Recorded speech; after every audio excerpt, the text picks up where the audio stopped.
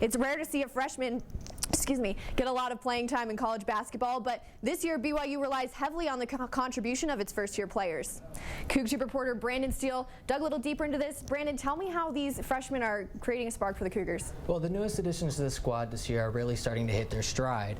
And after enduring the typical challenges of a freshman campaign, BYU's youngsters think they're ready to excel on the court when it matters most.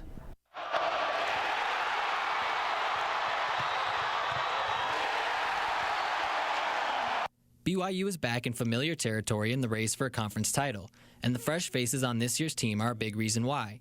In their last 4 games, BYU's freshmen have accounted for a third of the team's points, steals, assists, and made field goals. And we've been going hard, from the beginning, and Coach is throwing us out there, and, we've learned, we've made our mistakes, and I think we're learning from them now. Following the footsteps of former standout freshmen Tyler Haws and Kyle Collinsworth, Matt Carlino and company are key to the Cougars' strategy if they hope to defeat conference rivals Gonzaga and St. Mary's. Our 4 freshmen, we are a big part of the team, but I mean not as bigger than any other part of the team, but we sure do contribute. As they enter the final stretch of the season, expect to see freshmen Nate Austin and DeMarcus Harrison come off the bench.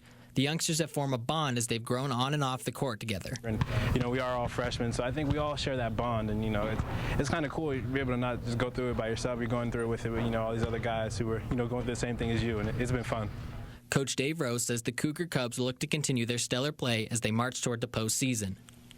BYU has had talented freshmen in its history, but with injuries sidelining older Cougar players, it's the first time in Coach Dave Rose's career that he's had to rely on freshmen for so much of the team's overall production. I'll have to keep my eye on those freshmen in tomorrow's matchup against Pepperdine. Thanks, Brandon.